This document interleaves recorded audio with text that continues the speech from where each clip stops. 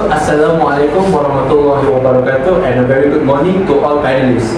My name is Muhammad Aiman Kini bin Muhammad Anif, and I'm your host and also moderator for this forum. On my right side, we have Adam, Alif, and Iwan. We'll discuss about EV power vehicles, and on my left side, we have Amar, Faik, and also Irshad. We'll be discussing on gas-powered vehicles. As we all know today, that the debate between electric powered vehicles and gas powered vehicles is pretty debatable, and which vehicles is far more superior. So Adam, would you start by telling all the panelists, and also including myself, what is one of the advantages of EV powered vehicles? Very much related. As we all know, gas-powered vehicles are a thing in the past. Today, EV will be replacing gas-powered vehicles. There are two advantages that we will talk about, which is cost-effective and positive effect towards the nature. If we compare between electrical vehicles, if we fill them up with the amount of 10 ringgit, electrical vehicles could travel further, since it is filled up to the full charge just with the cost of 10 ringgit. If we compare to gas-powered vehicles, 10 ringgit could barely fill up to a quarter of the tank, which they couldn't travel that much. And due to the recent conflict that is happening right now, gas prices are also increasing daily due to the conflict that is happening. Sorry, I repeated that again. Alright, furthermore, it is very positive towards the nature, since electric is a renewable energy and it doesn't produce any carbon dioxide that could affect the Earth's atmosphere. Since EV generate minimal noises, it could also reduce noise pollution that was produced by public transportations. Alright. Thank you, Adam. So I'm going to transition back to Amar. Could you tell us one of the advantages of gas-powered vehicles that EV vehicles doesn't have? Okay, thank you for the answer. So my name is Muhammad Rano. So I will talk about advantages of petrol car. So gas-powered or petrol car, which means that the cars they use 100% resources from petrol or gas fuel. So one of the advantages is actually the petrol car is way more lighter, compared to electric vehicle. So as you can see, it's unfortunately not affected in terms of performance, in acceleration and the fuel efficiency. It's more affected on the car handling. This is really crucial because in Malaysia we have a lot of roads that are more cornering, and once if the car didn't handle pretty well, it might be caused on the accident, and this is actually a really bad thing. And most importantly is that most EV car they use are way more expensive, especially to support the weight of the car. And of course, once broken, it costs a lot of more money. And that's one of my points. My second point is petrol car still way more cheaper. If you are graduated, you just find a job, you have enough salary to buy a new car, you must, of course, the first car is maybe a petrol car, because petrol car is way more cheaper compared to EV car with the same size and segment. It costs maybe about double or triple, which is full expensive. So that's my point. Thank you. Alright, thank you, Amar, for your input. So I'm going to transition to Alif. So would you tell us more about the why is EV is the future and far more superior than gas-powered vehicles? Alright, thank you moderator, and hi everyone. So as we all know, gas-powered cars has been around for such a long time, but it's time to move on to a cleaner future. Electric cars are the solution that we need to fight the climate and clean up the air in our cities. They have zero tailpipe emissions, and they are much more cheaper to maintain, and they provide smooth and quiet ride. Switching to electric isn't about a new technology, it's about taking care of our planet and making our lives better. So I want to talk about some concerns that people might have. First one is the range anxiety. Range anxiety becoming less of a problem because most of modern electric cars nowadays can go hundreds of miles on a single charge, more than enough for daily driving most of us do. Plus, most people charge their cars at home while they sleep, so they wake up with a full tank every single morning. So there are no more stops at the gas station.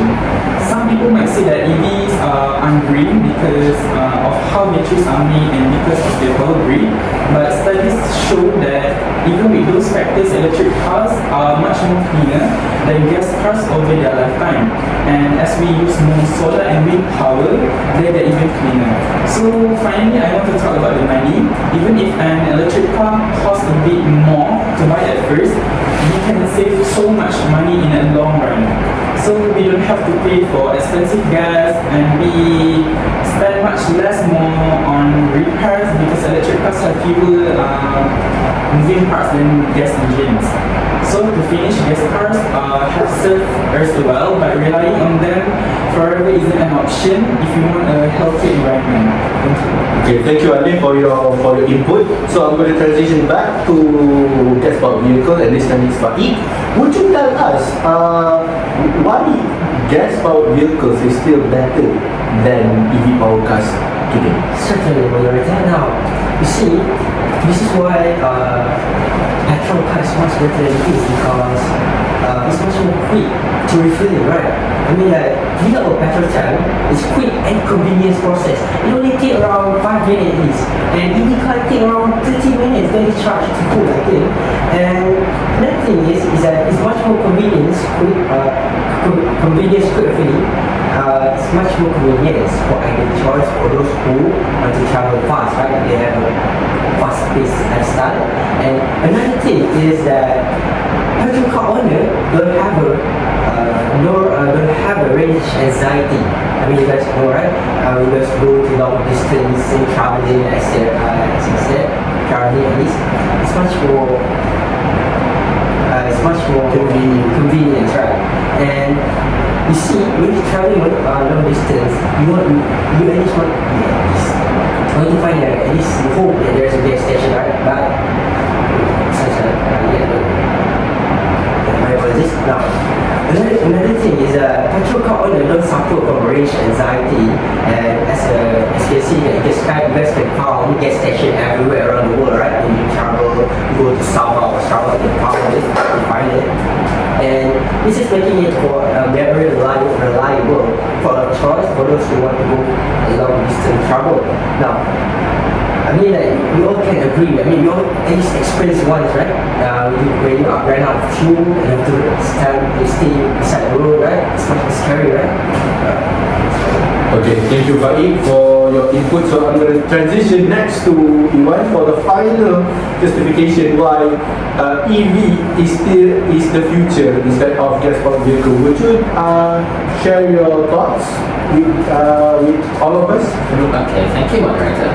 It is clear that in this traditional era, it is clear that the era of traditional fuel cars is facing a critical turning point. Today, I will be breaking down the car disadvantages of fuel cars, which gives a huge impact to larger vehicles and also cause air pollution to the environment. So let me go to my first point. So the first point is the impact on larger vehicles. So as we know, larger, heavier vehicles like pickup trucks inherently get fewer kilometers per liter, meaning that they must burn significantly more fuel in order for them to travel to the same distance as smaller cars, which, as we know, that the smaller cars only need a few liters of fuel in order for them to get to the destination they want, compared to the larger vehicles, which they need more quantity of gas in order for them to travel to the destination they want, which is quite unfair from my perspective. Rapidly accelerating emissions. Not only that, it also causes air pollution and respiratory health. Gas-powered vehicles emit a wide range of harmful pollutants, including nitrogen oxide and carbon monoxide, which can cause health consequences to humans. Because these toxins settles at ground level, humans breathe turns indirectly, leading to severe respiratory issues like asthma and bronchitis. I think that's all.